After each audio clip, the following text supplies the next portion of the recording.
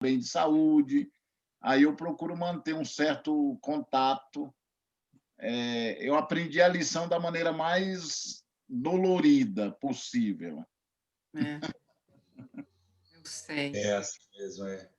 A gente precisa, não pode, hein, deixar. Oi, Alete. Oi, Hermínia.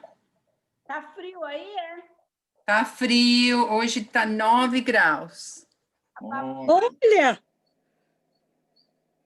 9 está chovendo. 9 e 11 graus. Tudo bom, Shirley? Tudo, graças a Deus. Aqui também está chovendo. Me preparando para ir para o Brasil. Oba! Sheila, vocês têm feito discipulado? Não, nas últimas 2 semanas não, por causa duas que foi a... Oi, Miroca! Tem acontecido 2 coisas, acho que a música ali no Vale e a sua mulher estava doente. Foi. A Hermínia estava trabalhando demais. Ah, trabalhei mesmo. Segunda-feira foi estressante. Muito estressante. Tinha. Cheguei tarde também. Como é que a Ivone está? Melhorou daquilo lá. Agora ela está sentindo dor no ombro. Meu Deus. No ombro? Sheila, eu ouvi dizer Brasil, é isso mesmo? Tô indo para o Brasil semana que vem. Oh, Uma semana só. Festa. Eita, não vai dar nem para a gente se ver, né? A minha mãe tá fazendo aniversário e ela tá perdendo a memória, né? Então, o meu irmão falou, acho bom você vir para cá e vê-la. Então, eu já tinha planejado desde março, fevereiro de ir, então tenho orado para ver se é a mesma, então... Quantos anos ela tem, Shirley? Vai ser 86. 86? Bastante. Você vê como isso depende de pessoa para pessoa? O Azor tem 88 anos e está não só lúcido, mas trabalhando como um jovem. A minha mãe está forte, de outra forma está bem, ela está ótima, mas a mente dela está começando. Hoje eu falei com ela, ela falou assim, então, que dia que é o meu aniversário? Quantos anos eu vou fazer? Ela não está lembrando, então... Minha filha, então eu também estou com Alzheimer. Eu não lembro quando que eu nasci, quantos anos eu tenho, quando é meu aniversário. Ah, Jaciel, vai lá. É verdade. Dia É sério 9. que você é candidato a vice-prefeito? Eu te falo qual é o seu aniversário. Dia 10 de maio. Mas você, sem comentário, viu? Dia 9 agora de novembro é o da Ivone. Eu sei. Dia 9 é a day da Ivone. Eu dei um celular antecipado para ela. Ainda bem, porque ela estava sem celular, né? Foi. Foi de medo de esquecer. É uma segunda, Jaziel. Foi de medo de esquecer no dia. É uma Pior que segunda, não vamos ter eu reunião. sempre esqueço. O que é isso? Eu estou dizendo, é uma segunda o aniversário dela, não vamos ter reunião. A gente celebra no domingo. Legal. Vamos começar, pessoal? 9 horas e 33 minutos.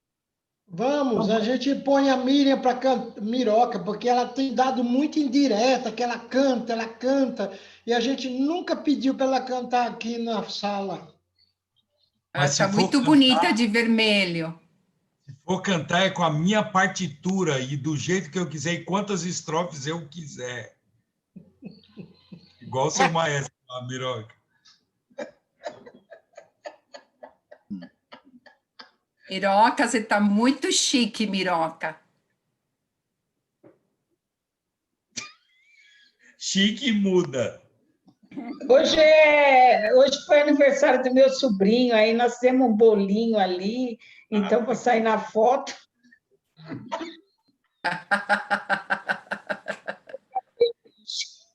Fez o cabelo, ó, tá tudo de vermelhinho.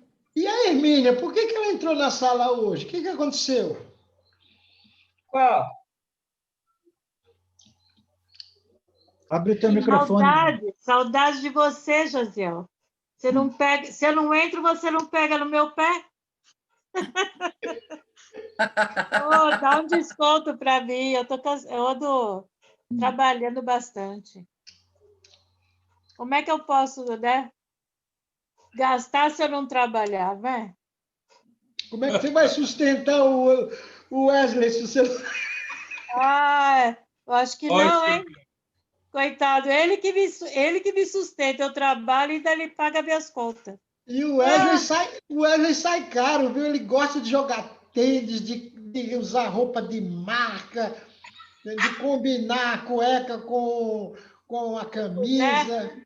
Com boné. Com boné. Tudo da mesma marca, da marca da moto. Mas ele que paga as contas, viu, Josiel? Larga a mão de você. Ele pega o cheque seu e vai lá e paga a conta, né? Ô, dó. Uma hora vai ser assim. Por enquanto, eu que vou na conta dele. Tá vendo? Você gosta de mim, né, Josiel? Ele gosta... Ainda que voltou. Tá bom. Vou orar e passar a palavra para o Josadak. Pai, obrigado por esse tempo de graça, da nossa amizade, que tudo isso possa glorificar o teu nome. Damos liberdade ao teu Santo Espírito para iluminar o nosso coração e que faça diferença e possamos colocar em prática a tua palavra. Pai, que o Josadak possa ser um instrumento dócil, maleável nas tuas mãos e que nós possamos ser abençoados através da vida dele pelo Senhor, em nome de Jesus. Amém. Amém. Amém. Muito bem, graças a Deus. Segundo os meus cálculos, esse é o nosso último encontro, pelo menos baseado em 1 Timóteo. E parece-me que o Jaziel me falou que quando terminasse 1 Timóteo, a gente pararia nas quintas-feiras a minha fala aqui. Então, talvez esse seja o último encontro. Eu não falei isso, não. Você está inventando. Talvez eu entendi. Mas, como vocês devem ter percebido, eu estou lendo a primeira carta de Paulo a Timóteo, sempre olhando na perspectiva de um discipulador que está formando um discípulo, que é Timóteo. Mas também esse Timóteo está formando outros discípulos lá em Éfeso. E é muito interessante porque parece que, de alguma forma, Paulo retorna aos assuntos de vez em quando. E hoje nós vamos olhar ali no capítulo 6, especialmente do versículo 3 em diante, porque os versículos de 1 e 2 do capítulo 6 está relacionado ao capítulo 5, que nós já falamos no encontro passado. E quando a gente chega aqui no capítulo 6, e versículo 3 em diante, de modo geral, existe uma certa confusão com base nesse capítulo, porque se você perguntar para algumas pessoas qual é o assunto desse texto, eles imediatamente vão dizer que é o assunto sobre o dinheiro nos versículos 17 em diante. Mas isso é um equívoco, porque o assunto não é dinheiro. O dinheiro é um adendo, é uma espécie de uma ilustração que ele toma para reforçar o assunto principal dele. Enfim, qual é a grande sacada de Paulo com Timóteo? Agora, é a ideia de terminar bem. Lógico que o capítulo 6 dessa carta não termina, ainda tem a segunda carta. Mas a impressão que tem é que quando Paulo escreveu a primeira carta, ele tinha talvez a impressão que não ia escrever a segunda. Então ele vai como que trabalhando o que tem direito na vida de Timóteo, pensando na formação dele. E eu estava lendo hoje, Jaziel, e coincidentemente o versículo 3, o 4, parece-me que cai bem com a polêmica, né, que surgiu essa semana aí com o nosso amigo Ed René, que traz uma certa tristeza, e parece que quando eu comecei a ler o texto, algumas coisas se encaixavam. Então ele começa dizendo assim: se alguém ensina falsas doutrinas e não concorda com a sã doutrina de nosso Senhor Jesus Cristo e com o ensino que é segundo a piedade, é orgulhoso e nada entende. Ou seja, Miroca, o que o Paulo está querendo falar para Timóteo a partir desses versículos até o final do capítulo? É dizer, basicamente, que a verdade tem que ser segundo a piedade, ou seja, o conteúdo tem que ser segundo a vivência. É isso que ele está dizendo. Ele diz assim: olha, Timóteo, se você diz que acredita em algo, você precisa demonstrar na prática. A rigor, quando ele diz o ensino que é segundo a piedade, já foi trabalhado lá atrás esse assunto. E o que ele quer dizer? Não é bom até que você conheça muito, mas sim que você pratique o mínimo que conhece. É essa a grande questão de Paulo aqui. Por quê? Ele vai dizer que um discípulo que se pauta apenas no saber e não na prática da doutrina, por isso que ele usa, Shirley, a palavrinha assim no versículo 3, ó.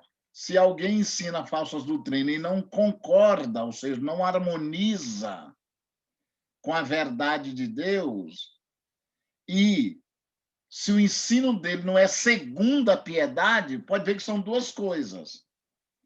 A primeira é que o que eu ensino tem que ser segundo a doutrina do Senhor Jesus, e a segunda coisa é o que eu ensino tem que ser praticado. Olha que coisa mais interessante. Eu vou repetir. Ele diz assim: o que eu ensino tem que estar em harmonia com o Senhor Jesus, com o que Jesus ensinou, o que Jesus viveu. Essa é a primeira coisa. Por isso que diz assim, ó: se alguém ensina falsas doutrinas e não concorda com a sã doutrina de nosso Senhor Jesus Cristo, ou seja, com o que Jesus ensinou, e se o meu ensino não é segundo a piedade, o resultado são dois resultados que vêm daí: orgulho e falta de entendimento. Então, dá um medo quando a gente lê esse texto, porque de vez em quando nós demonstramos que parece que não entendemos nada. E outra coisa, de vez em quando a gente se percebe orgulhoso, como diz o pessoal, metido, né? Achando que tem a resposta, ou todas as respostas às perguntas. E aqui citando o Ed René, se acha no direito de dizer que tem que atualizar a palavra, quer dizer, como diz um comedor de feijão, de farinha. Gente, quem nos autorizou a pensar nesse nível? Ninguém autorizou. Isso é orgulho e falta de entendimento. Por quê? Porque o ensino de Jesus e o ensino segundo a piedade nos torna pequenos, nos torna discípulos de Jesus, e não gera na gente o orgulho e a falta de entendimento, de sabedoria. Olha que dureza o que Paulo está falando. Esse é um assunto extremamente sério. Nós que discipulamos pessoas, nós que orientamos pessoas, Miroca, nós ensinamos muito mais pelo que nós somos, pelo que nós demonstramos, do que pelo que nós falamos. Você entendeu? E aí, logicamente, o versículo 4 continua, e tem uma coisa no versículo 5 que é assustador. Ele continua falando sobre isso, e permitam-me ler o versículo 4 e o 5 junto, diz assim, ó, é orgulhoso e nada entende. Esse tal mostra um interesse doentio por controvérsias e contenda acerca de palavras. Olha que coisa interessante. Viu como é fácil avaliar se a gente está fazendo a coisa certa ou não? Outra coisa, que resulta em inveja, brigas, difamações, suspeitas, malignas e atritos constantes entre aqueles que têm a mente corrompida e que são privados da verdade, os quais pensam, olha que coisa, que a piedade é fonte de lucro. Aqui, lucro não é lucro financeiro, tá? Mas é que eu uso o meu saber, que eu uso a minha espiritualidade para crescer em cima dos outros. Mas a grande questão aqui que eu queria destacar, e que isso dá um medo, ou seja, o que eu estou fazendo está gerando interesses doentios nas pessoas? O que eu estou compartilhando está gerando contenda acerca de palavras? O que eu estou pregando ou ensinando está gerando invejas, brigas, difamações e suspeitas malignas? Ou seja, o que eu estou produzindo nas pessoas? É a piedade, que é a vida centrada em Deus, ou são essas coisas? Viu? É interessante, porque quando eu leio um texto desse aqui, eu fico olhando para as pessoas que caminham comigo no discipulado, enfim, eu tive o privilégio, Miroca, de convidar o Wesley para, na quarta-feira, ontem, visitar um projeto que eu assessoro. É um projeto da Igreja Quadrangular aqui no Paraná, e aí eu chamei o Wesley para ir lá. Então, eu montei o projeto há uns 20 anos, fazem 10 anos que eu não estou mais na denominação, mas eu continuo assessorando. E é gostoso ver que as pessoas estão crescendo, estão reproduzindo coisas boas. Mas, de vez em quando, a gente é surpreendido que nós estamos criando mais confusão. Você entendeu? Ao invés de a gente estar criando pessoas piedosas, nós estamos criando pessoas malignas. Gente, isso é complicado, complicado demais. Me dá medo, dá vontade de nem sair de casa. Nem sair de casa. E olha o que diz o versículo 6. De fato, a piedade com contentamento é grande fonte de lucro. Pode ver que, novamente, ele usou a palavra lucro, que já usou lá no versículo 5. Aqui, lucro não é lucro financeiro, lucro é resultado, é progresso. Então, essa palavra contentamento é muito rica. Tem a ideia, Arlete, de eu estar satisfeito em Deus. A ideia é essa. Essa ideia de eu estar satisfeito em Deus, no estado que eu estou, o que eu estou fazendo, eu estou me realizando. É isso que ele quer dizer. Ele disse isso aqui, é isso que vale, isso que interessa.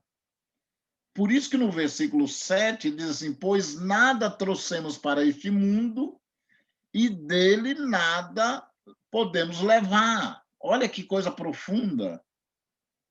O que ele está dizendo, em outras palavras? O que vale mesmo é o progresso das pessoas que nós estamos investindo nossas vidas neles. É isso que ele está dizendo. Se você olhar o contexto todo, é isso que ele está dizendo. E olha o que ele diz no versículo 8. Por isso, tendo que comer e com que vestir-nos, estejamos com isso satisfeitos. É lógico que o contexto lá, naturalmente, era de alguém que estava usando a religião para se beneficiar financeiramente. Esse é o contexto. Por isso que no versículo 9, ele vai dizer assim: os que querem ficar ricos caem em tentação, em armadilhas e em muitos desejos descontrolados e nocivos que levam os homens a mergulharem na ruína e na destruição. O que o Paulo está dizendo para Timóteo, mais ou menos, é o seguinte: Timóteo, não entra por esse caminho da carne. Ele está dizendo que, no contexto do discipulado, se eu tento ter vantagens sobre as pessoas, lucrar, seja qualquer tipo de lucro, pode ser fama, pode ser status, pode ser, enfim, isso só vai gerar orgulho em mim. Ele diz: Timóteo, não entra por esse caminho, porque o que vale mesmo é a piedade com contentamento. Lá no versículo 6 ele vai dizer isso. Então, seja satisfeito com o que você está fazendo e o que você está produzindo nas pessoas. Olha que coisa mais linda, né? Isso é discipulado, né? Esse é o ponto alto. E aí, naturalmente, ele vai explicar ali no versículo 10, até as pessoas ficam citando, falando mal do dinheiro, mas o dinheiro não é problema. O problema é o amor ao dinheiro. Pode olhar no versículo 10, pois o amor ao dinheiro é a raiz de todos os males. Não é o dinheiro. Eu posso ter dinheiro, mas não fazer as coisas pelo dinheiro em si. O dinheiro tem que ser, Arlete, uma espécie de subproduto. Eu lembro que hoje uma amiga me ligou, uma amiga não, eu não posso dizer que sou amiga dela, porque faz anos que eu não tenho contato com ela, já tivemos uma caminhada como professores, né? Numa faculdade aqui em Curitiba, mas faz anos que eu não a vi, e ela me ligou pedindo para eu ir na igreja dela fazer um seminário. E ela colocou uma série de necessidades. Poxa, você pode vir? Eu digo, posso. Ela perguntou, a primeira coisa que ela perguntou quando eu falei posso, foi o seguinte: quanto é o valor? Eu falei, não, essa não é discussão, depois a gente discute essa questão, vamos pensar no seminário em si. E foi muito difícil eu convencer ela que isso era secundário. Foi muito difícil eu convencê-la que isso era secundário. Eu digo, não, não é. Não, mas eu queria já definir. Eu digo, não se preocupe, vamos definir os temas, vamos definir as datas, porque não é só um encontro, é outro. E quando nós chegamos na parte do dinheiro, eu falei assim, o que vocês podem oferecer? Ela disse, não, tem que você dizer. Eu disse, não, é o que vocês podem. Ela jogou um valor, Shirley, que eu ia cobrar até menos. Aí eu digo, olha, tá vendo aí, ó? É isso, então fica com o que vocês podem. Aí eu falei para ela, ó, eu ia falar bem menos. Ela ficou muito impressionada. Por quê? É aqui em Curitiba. Eu não vou gastar combustível, eu não vou pegar voo, eu não vou ficar em hotel. É aqui relativamente perto. A cidade de Curitiba não é tão grande, né? É uma cidade que você faz uma locomoção aqui de 20 minutos, você está num ponto da cidade rapidamente. E pronto. Ela ficou muito agradecida e diz, olha, eu já vou divulgar, já vou... Mas mais agradecida por quê? Porque, na verdade, lógico, ela vai me ajudar, mas o meu alvo principal é exatamente o que eu posso contribuir para aquela igreja, que eu já contribuí em outras épocas, e agora, depois de 10 anos, eu estou voltando lá, sem prejuízo para mim, sem prejuízo. Por quê? Porque a piedade com contentamento é a grande fonte de lucro. Eu preciso me realizar fazendo. Isso equivale. E é isso que Timóteo está efetivamente dizendo para o apóstolo. Lógico que tem ainda uma série de coisas interessantes ali no versículo 11, até o versículo 16, muita coisa interessante para se observar, mas eu acho que pode ser que, quando for feita algumas perguntas, a gente volte a tocar no assunto de maneira mais objetiva, só que agora eu vou só ler e pontuar algumas coisas muito simples. Por exemplo, no versículo 11, ele diz assim, mas você, homem de Deus. E a palavra homem de Deus aqui não é a pessoa que tem um cargo, Shirley. O homem de Deus aqui é a pessoa piedosa. De tal maneira que ele diz assim, ó, fuja de tudo isso. Isso o quê? Tudo aquilo que foi colocado anteriormente. Fuja. Fuja como o diabo foge da cruz. Mas você não pode só fugir de algo, você tem que se aproximar de outras coisas. Você foge de umas coisas e se aproxima de outras. Por isso que ele diz assim, mas você, homem de Deus, fuja de tudo isso. E aí vem, siga.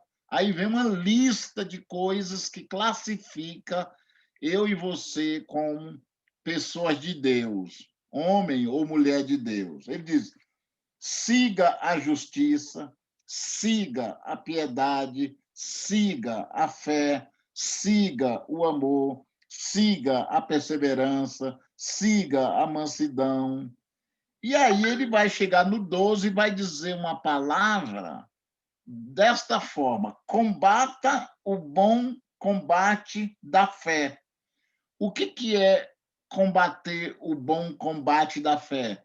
É seguir aquelas coisas que foram pontuadas no versículo 11.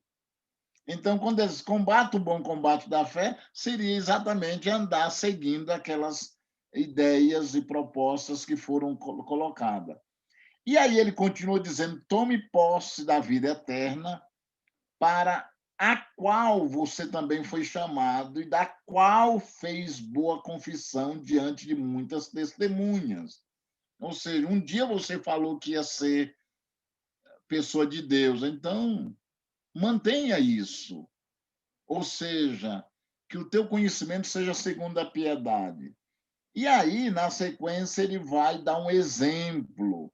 Ele vai dar o exemplo do próprio Jesus, dizendo assim: diante de Deus que preserva a vida de todas as coisas, e diante de Cristo Jesus que, na presença de Pôncio Pilato, fez a boa confissão, eu exorto você. Olha que coisa interessante. Ele toma o exemplo de Jesus, que falou a verdade, que viveu a verdade. Ele coloca Jesus como referencial para falar para Timóteo. Coitado do Timóteozinho. E ele assim: e eu exorto você, aí vem o versículo 14, aguardar este mandato imaculado, irrepreensível, até a manifestação do nosso Senhor Jesus Cristo, a qual, no tempo certo, há de ser revelado pelo bendito e único soberano, o Rei dos reis e Senhor dos senhores, o único que possui imortalidade, que habita em luz inacessível, a quem ninguém jamais viu, nem é capaz de ver. A ele honra, poder eterno. Amém. Rapaz, ele pega um negócio lá em cima, de alto padrão, Jesus, Deus, e diz: Timóteo, é diante dessas realidades espirituais, sobrenaturais, que você está agindo. Então, não pense que você é um Zé da Silva, né? Uma pessoa insignificante. O que você está contribuindo na vida das pessoas são para a eternidade. Por isso que a coisa tem que ser feita com muita reverência e criando exatamente pessoas piedosas, enfim. Então, o quadro é muito alto. O quadro é muito alto, a exigência de alto nível para um discípulo de Jesus, conforme nós lemos aqui. Então, oremos. Senhor, nós queremos te agradecer pela tua bendita palavra, a verdade, e que a palavra só tem poder em nossas vidas quando a gente coloca ela em prática e vivencia, de modo que ela vai nos fazer, nos afastar de tudo aquilo que não é do Senhor e nos aproximar e seguirmos o que é do Senhor. Nos ajude a discipular assim tantas pessoas que querem melhorar a sua performance no Senhor e precisam de referenciais. Timóteo era um referencial de piedade na igreja de Éfeso. Paulo não estava ali, mas ali estava Timóteo, um jovem simples, mas muito profundo, porque praticava aquilo que ensinava e ensinava a praticar que os outros praticassem. Portanto, nos ajude, Senhor, a viver esse padrão, esse alto padrão. É assim que oramos, Senhor, pois é assim que cremos, e assim seja, no nome de Jesus. Amém.